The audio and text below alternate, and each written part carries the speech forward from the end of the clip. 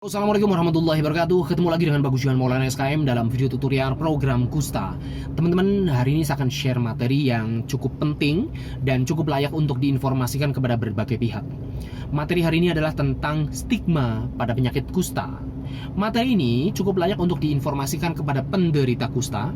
Jadi silakan Anda share video ini kepada penderita kusta, orang yang pernah mengalami kusta atau YPMK, keluarga penderita kusta, masyarakat di mana di lingkungannya ada penderita kusta, kepada tokoh masyarakat, aparat desa, kader, kepala desa, tokoh adat, dan juga organisasi-organisasi yang ada di desa, atau seseorang atau kelompok yang memiliki pandangan buruk terhadap penderita kusta. Orang yang memiliki pandangan yang salah dan respon yang salah kepada penderita kusta, ini layak untuk menerima informasi ini. Oke. Video ini durasinya agak panjang, jadi silahkan tentukan posisi yang nyaman dan mungkin sambil makan cemilan biar Anda nyaman menikmati video ini sampai tuntas.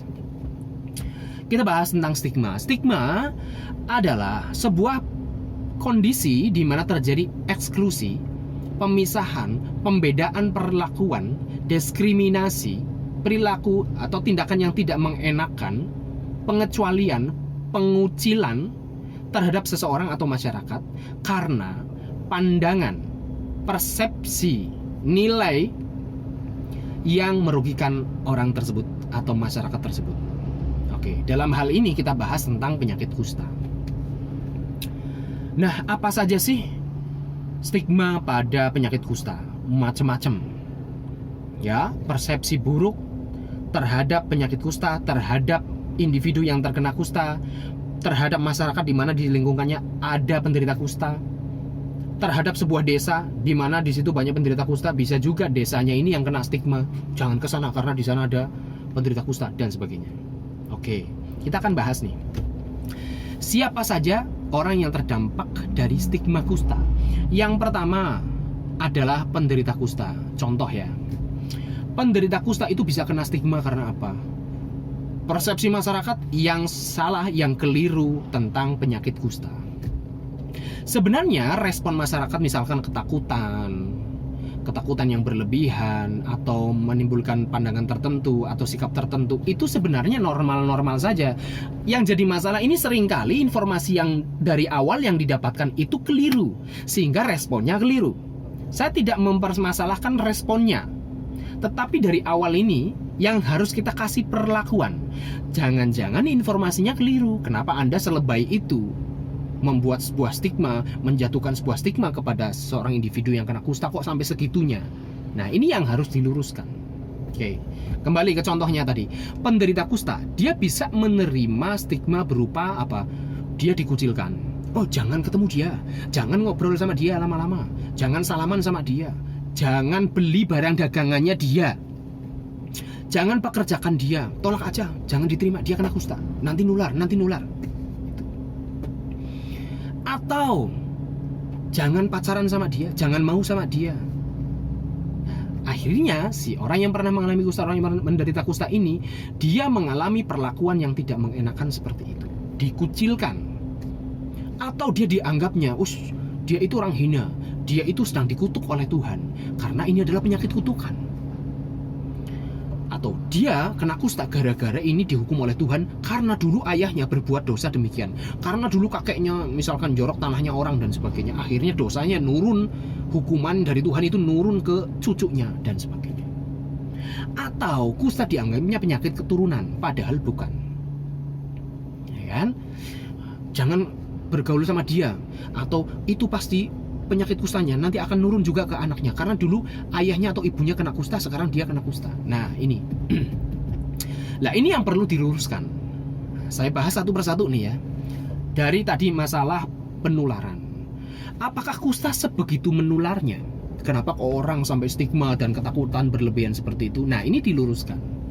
Kusta memang penyakit menular, menularnya melalui pernafasan. Tetapi yang tertular itu hanya kontak eratnya saja. Kontak erat adalah orang yang bertemu intensif minimal 20 jam per minggu secara terus-menerus berturut-turut selama minimal 3 bulan.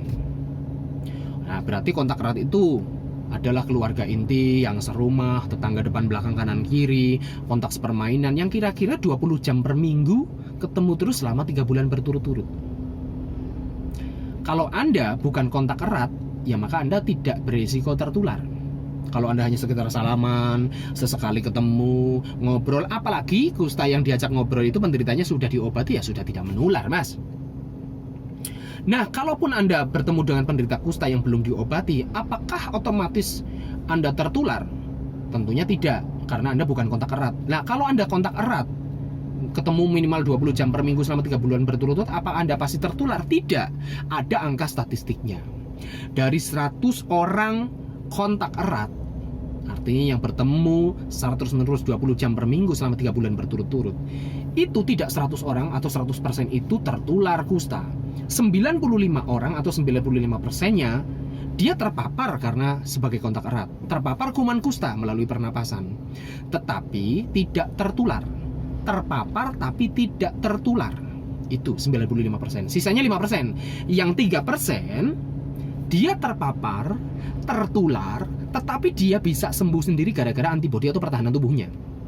Sisanya 2% atau 2 orang dari 100 kontak erat, dia terpapar, tertular, artinya dia juga jatuh sakit dan membutuhkan pengobatan MDT atau multi drug therapy, obat kusta yang ada di puskesmas itu. Jadi dari 100 kontak erat, hanya 2 orang atau 2% yang membutuhkan pengobatan. Jadi menular tetapi tidak begitu menularnya. Kalau antibodi Anda bagus, meskipun Anda kontak eratnya, juga bisa jadi Anda tidak tertular, ya, atau bisa jadi Anda tertular tapi bisa sembuh sendiri. Atau kalau Anda bukan kontak eratnya, ya sudah aman-aman saja, ngapain Anda takut berlebihan. Nah ini loh, jadi kalau informasi yang dari awal itu sudah misinformasi, sudah ngaco, jangan-jangan Anda menerima informasi yang seperti itu. Mengapa Anda takutnya berlebihan, mengapa Anda menimbulkan stigma kepada penderita kusta dan sebagainya. Yang jadi soal ini awalnya loh, informasinya Anda benar apa enggak. Itu yang bisa diupayakan, bisa diperbaiki, disosialisasikan, diluruskan. Ya, lagi contohnya, jangan deket-deket sama penderita kusta karena dia adalah keturunan dari ayah atau ibunya. Nah, saya luruskan kembali lagi bahwa penyakit kusta bukan penyakit keturunan. Lah, kalau misalkan itu sih faktanya ada ibu kena kusta kok anaknya kena kusta, tetangga sebelah sana bapaknya kena kusta, mbahnya juga kena kusta, anaknya kena kusta. Bukankah itu keturunan? Bukan, Mas. Itu hanya kebetulan saja karena mereka menjadi kontak erat. Kan tadi saya jelaskan, kontak erat, orang yang bisa tertular penyakit kusta adalah orang yang bertemu 20 jam per minggu selama berturut-turut minimal 3 bulan. Nah, karena mereka anggota keluarga, otomatis mereka menjadi kontak erat. Tetapi kalau bukan keluarga pun, kalau dia kontak erat, bisa tertular. Kontak sepermainan, kontak nongkrong bareng, kontak satu sekolah bareng, kontak sepekerjaan, dan sebagainya. Jadi kalau ada anak dan ibu satu keluarga kok kena kusta, bukan berarti kita mau ngomong bahwa itu diturunkan dari ayahnya. Keturunan melalui sawar darah, melalui komponen darah, melalui ASI, melalui proses melahirkan, itu bukan seperti itu hoax. Jadi kalau anak tertular dari ayahnya, yaitu karena mereka menjadi kontak erat melalui pernapasan, setiap hari bertemu lebih dari 20 jam per minggu selama 3 bulan berturut-turut, maka tertularlah anak tersebut. Ya, paham ya? Jadi kusta bukan penyakit keturunan. Ya. Apalagi nih, stigma banyak sekali. Misalkan ada orang minum obat kusta, lalu dia kulitnya jadi hitam. Nah, ini kalau salah paham juga akhirnya menimbulkan stigma. Wah, jangan minum obat kusta tuh. Nah, salah paham. Kalau minum obat kusta nanti kamu hitam permanen, lalu kamu akan menjadi kulitnya terbakar kayak, atau kamu akan menjadi jelek kayak, dan sebagainya. Oke, kita perlu meluruskan. Ini loh, PR kita ini meluruskan pemahaman ini. Biar nggak menimbulkan respon yang lebay, respon yang tidak semestinya, respon yang merugikan kepada penderita kusta atau masyarakat. Efek menghitamnya kulit itu memang karena efek obat dari salah satu komponen yang ada di obat kusta, yaitu lampren atau clofazimin, ya. Nah, lampren itu memang efeknya kulitnya jadi hitam. Nah, seringkali beberapa penderita yang misalkan masih muda, belum menikah, ABG dan sebagainya, anak sekolah dan sebagainya, mereka merasa malu, stigma terhadap dirinya sendiri, atau salah paham terhadap obat kusta. Akhirnya dia berhenti minum obat. Oh, itu bahaya. Akhirnya dia tidak mau berangkat sekolah. Akhirnya dia mengurung diri dalam kamar, membatasi lingkungan pergaulan sosialnya dan sebagainya. Nah, ini perlu diluruskan. Oke, itu memang efek obat dari lampren atau clofazimine. Tetapi kalau misalkan Anda sudah menyelesaikan pengobatan 6 bulan sampai 1 tahun berikutnya, nanti kulit Anda akan berubah kembali menjadi warna semula. Yang tadinya kuning menjadi kuning, yang tadinya bersih, yang tadinya glowing juga akan glowing lagi. Jangan khawatir, itu hanya efek obat. Ini yang perlu diluruskan. Lagi misalkan penderita kusta dapat menerima sebuah stigma buruk, misalkan tidak ada orang yang mau menguburnya saat dia meninggal. Nah, ini ada ketakutan berlebihan karena pandangan bahwa awas, kusta ini menular. Meskipun dia sudah meninggal, maka kulitnya kalau kita bersentuhan dan sebagainya, ini akan tertular. Awas, jangan disentuh, jangan dimandikan, jangan dikuburkan, nanti kena. Nah, ini juga harus diluruskan. Lagi-lagi kita meluruskan dari awal nih, proses penularan kusta itu seperti apa.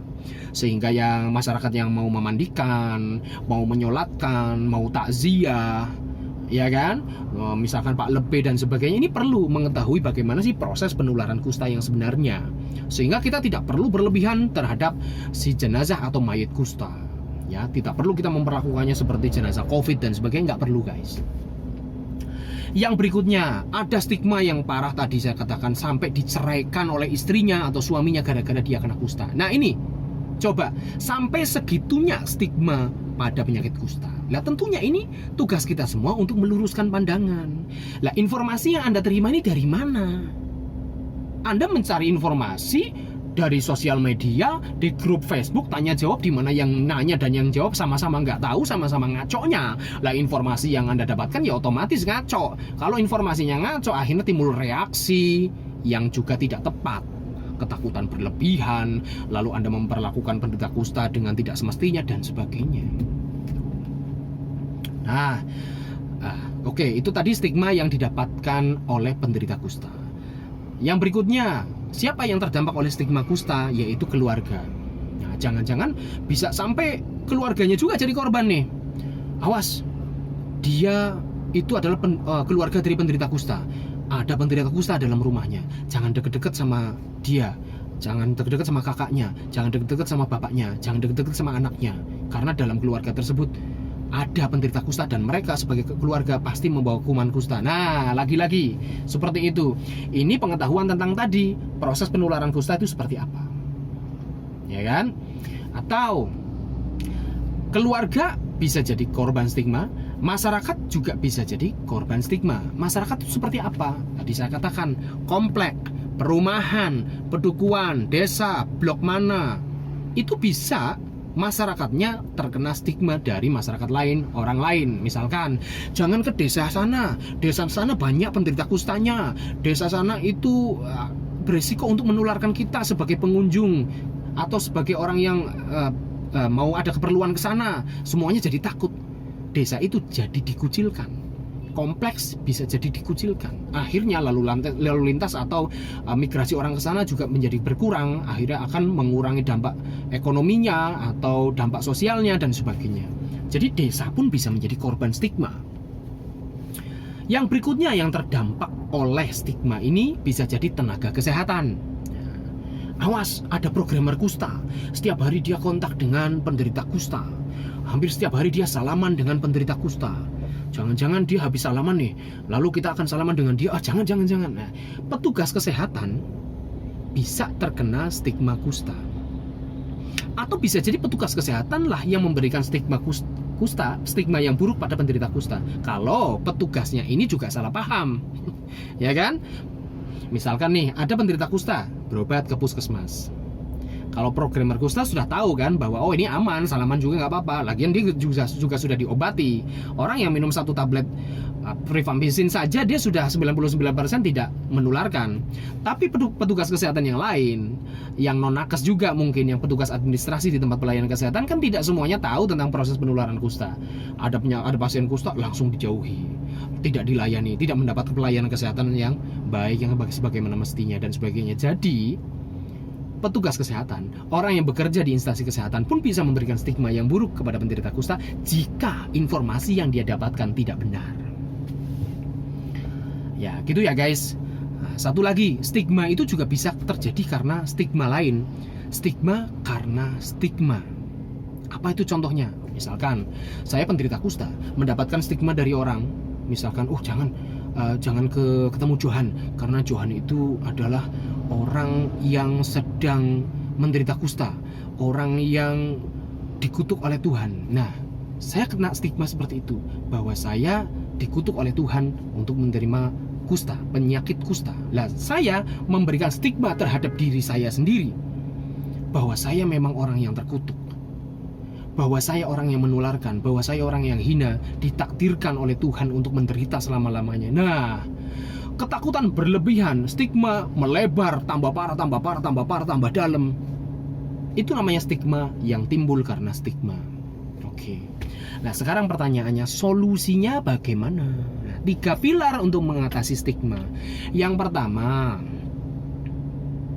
Anda harus memperbaiki dulu citra diri yang lebih positif dan informasi yang benar tentang kusta itu. Ini saya jelaskan. Informasi tadi yang didapatkan harus dari sumber yang benar. Konsultasi dengan tenaga kesehatan itu jangan sungkan-sungkan. Yang jadi soal komunikasinya miskomunikasi, bertanya juga Anda malu. Akhirnya Anda tanya ke orang lain yang tidak kompeten, Anda tanya ke grup medsos yang jawabannya mbuh ngalor ngidul, yang benar mana yang salah ya mbuh. Komunikasi, ngobrol dengan tenaga kesehatan, minimal dengan petugas puskesmas, itu penting sekali. Dari situlah informasi Anda bisa saring ini hoax apa benar, gitu guys. Atau kalau tidak ke petugas puskesmas, mungkin Anda memiliki kanal atau kanal-kanal media sosial, saluran-saluran yang di situ ada konsultasi tentang penyakit kusta dan dia memang berkompeten untuk menjelaskan tentang penyakit kusta. Jadi Anda bisa trust sama dia. Oke lah kalau kayak gitu. Memperbaiki citra diri ini penting. Kalau Anda mempersepsikan diri Anda saja sudah jelek, bagaimana orang lain akan mempersepsikan Anda adalah orang yang mulia dan bernilai? Persepsi diri Anda terhadap Anda sendiri itu lebih penting daripada persepsi orang lain terhadap diri Anda. Yang berlaku tuh yang mana? Yang menjadi realita yang mana? Persepsi Anda terhadap diri Anda sendiri atau persepsi orang lain terhadap diri Anda? 1.000.000 orang, 1.000.000.000 orang di dunia ini menganggap Anda mulia, berharga, tetapi Anda menganggap diri Anda hina, inferior, terkutuk, ya, dan menjadi korban dari alam semesta ini, hidup untuk dikutuk menjadi penderita kusta, sehingga Anda rendah, hina, pesakitan, dan patut untuk menerima diskriminasi. Itu akhirnya seperti apa jika Anda memiliki persepsi-persepsi yang buruk seperti itu terhadap Anda sendiri? Meskipun miliaran orang menganggap Anda berharga, tetapi gara-gara satu orang, yaitu Anda sendiri, menganggap diri Anda buruk, Anda rendah, Anda hina, maka persepsi Anda lah itu yang berlaku. Maka Anda tetap menjadi orang yang inferior, tidak pede, tidak optimistik terhadap hidup, mau usaha juga malas, mau usaha juga pesimis, mau menikah, mau mendekati orang juga, mau cari jodoh juga malas, gara-gara persepsi satu orang yang menganggap diri Anda buruk, yaitu siapa? Anda sendiri. Jadi persepsi Anda terhadap diri Anda lebih penting daripada persepsi orang lain terhadap Anda. Maka perbaikilah persepsi, identitas, predikat, nilai-nilai yang diberikan terhadap diri Anda sendiri haruslah sesuatu yang positif. Gambaran diri, citra diri, buatlah yang positif. Caranya bagaimana? Yang pertama tadi, ketahuilah informasi tentang kusta itu yang benar. Kalau dari situ saja sudah salah, maka Anda bisa memberikan persepsi buruk terhadap diri Anda salah gara-gara informasi yang salah. Yang kedua, caranya adalah fokuslah melihat kelebihan Anda. Nah ini, ada satu kekurangan dalam diri Anda, yaitu Anda kena kusta. Sementara ada ratusan, ada ribuan kelebihan diri Anda, potensi diri Anda, bakat diri Anda, modal yang diberikan Tuhan kepada diri Anda, tetapi Anda tidak melihatnya menjadi sebuah sesuatu yang bisa potensi yang bisa dikembangkan, yang bisa diteruskan, yang bisa ditumbuhkan untuk menciptakan nilai tambah kepada diri Anda sendiri, keluarga, dan masyarakat. kelebihan banyak sekali, modal banyak sekali yang diberikan Tuhan kepada Anda, tapi Anda fokus kepada satu kekurangan, yaitu saya kena kusta. Bagaimana mungkin satu kekurangan ini kok Anda fokus melebih-lebihkan, dan seolah-olah gara-gara kusta hidup Anda hancur selamanya. Anda nggak bisa bekerja, mencari nafkah susah, mencari jodoh susah, mau bersosialisasi susah, punya teman aja susah. Kok sampai sebesar itu pengaruh satu kekurangan ini? Nggak fair dong. Fokuslah kepada kelebihan yang diberikan Tuhan. Justru tugas manusia paling utama adalah menggunakan bekal-bekal modal-modal yang diberikan oleh Tuhan ini, memperbesar, mengamplify, memboosternya untuk menciptakan nilai tambah sebesar-besarnya terhadap masyarakat, terhadap diri kita, terhadap negara, terhadap Tuhan, dan sebagainya. Jadi rasanya tidak fair kalau Anda memiliki satu kekurangan dan menganggapnya sesuatu yang bisa menutupi 1000 kelebihan yang dipersiapkan oleh Tuhan terhadap diri Anda. Yang kedua, setelah citra diri Anda positif, ya, terimalah kondisi Anda. Terima kondisi bahwa yes, aku memang kena kusta. Bukalah open mind kepada informasi-informasi, bukalah terhadap beberapa kemungkinan yang akan terjadi dalam diri Anda terkait dengan penyakit kusta. Contoh, penderita kusta itu bisa terkena stadium reaksi loh. Stadium reaksi itu bisa timbul sebelum pengobatan, selama pengobatan, sesudah pengobatan. Jadi kapan-kapan saya bisa kena reaksi ya? Oke, kapan-kapan saya kena reaksi, ada tanda-tanda peradangan, misalkan bercaknya memerah, nyeri, bengkak, lalu panas, lalu terjadi gangguan fungsi saraf. Saya berarti harus apa? Harus hati-hati, harus segera berobat ke puskesmas untuk minum obat reaksi. Kalau telat, reaksi yang tidak diobati bisa mengakibatkan kecacatan. Jadi Anda open mind, terimalah bahwa Anda kena kusta, terimalah segala konsekuensinya, termasuk informasi-informasi apa-apa yang kira-kira kemungkinan akan terjadi di masa depan tentang diri Anda, sehingga Anda jangan menolak, denial terus. Loh, kalau Anda denial terus, bagaimana Anda akan berkompromi dengan diri Anda? Bagaimana Anda berkompromi dengan masa depan Anda? Bagaimana Anda akan mengkompromisikan ini dengan calon pasangan Anda ke depannya? Ya kan, kalau diri Anda sendiri nggak menerima kenyataan yang sedang terjadi, gimana dengan orang lain akan menerima Anda? Oke, terimalah realitas yang ada. Yang ketiga, usaha kita menanggulangi stigma ini adalah jadilah inklusi. Membaurlah, bercampurlah dengan masyarakat. Jangan menyendiri terus. Udah merenungi kustanya, penyakitnya, Anda bersembunyi dalam kamar terus, tidak bersosialisasi. Maka stigma dari masyarakat akan lebih kuat.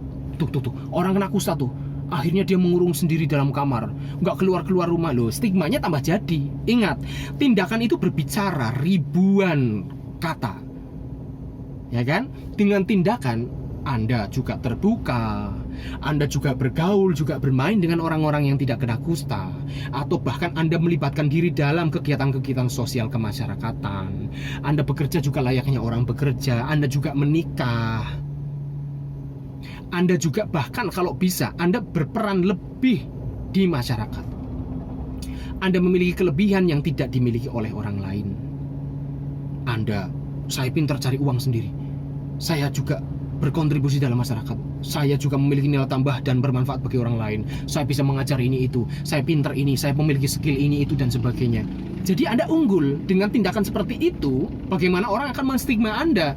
Wong nyatanya, nggak apa-apa kok, dia setiap hari lewat sini, dia setiap hari bergaul dengan kami juga nggak apa-apa, kami juga tidak tertular kok. Nah, sekali lagi, tindakan itu berbicara 1000 kata, ya kan? Jadi nggak usah banyak ngomong, Anda bertindak pun itu sudah merupakan sebuah aksi yang akan menampis stigma itu sendiri.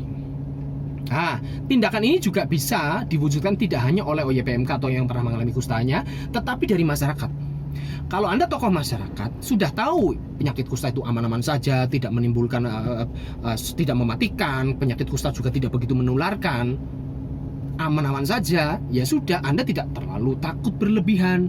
Salaman saja. Kalau bisa Anda mencontohkan, ini loh, saya juga bergaul dengan penderita kusta. Salaman yo santai, rangkulan yo santai, ngobrol bareng ya santai. Apalagi Anda sudah tahu bahwa dia sudah tidak menularkan karena sudah minum obat. Wujudkan itu dengan tindakan. Kalau Anda tokoh masyarakat, Anda tokoh adat, Anda berpengaruh, Anda punya posisi di dalam dunia sosial, tunjukkan dengan aksi. Nah, sehingga ini menjadi contoh bagi orang lain. Oh, ternyata kusta tidak berbahaya ya. Oh, ngobrol sama penderita kusta nggak apa-apa ya. Oh, mempekerjakan orang kusta nggak apa-apa ya. Oh, menikah dengan orang kusta juga nggak apa-apa ya. Nah, ini loh, aksi ini akan lebih berpengaruh daripada Anda ngomong berbusa-busa. Gitu ya guys, 3 pilar mengatasi stigma kusta. Silahkan share video ini kepada yang membutuhkan. Tadi saya bilang, penderita kusta itu sendiri yang mungkin salah paham, biar tidak terjadi stigma, termasuk stigma terhadap dirinya sendiri, self stigma. Keluarga penderita kusta silahkan di-share video ini. Masyarakat di mana di situ ada penderita kusta, tokoh adat, tokoh masyarakat, tokoh agama, aparat desa, kader kesehatan, atau bagian unit-unit dari masyarakat atau kelompok-kelompok tertentu yang selama ini mungkin memiliki stigma, silahkan tonton video ini dan hapuskan stigma. Takut boleh, asal ketakutan itu berdasar. Kalau dasarnya adalah ilmu yang ngaco, informasi yang miss, informasi yang hoax, maka ketakutan Anda tidak semestinya terjadi. Terima kasih. Assalamualaikum warahmatullahi wabarakatuh.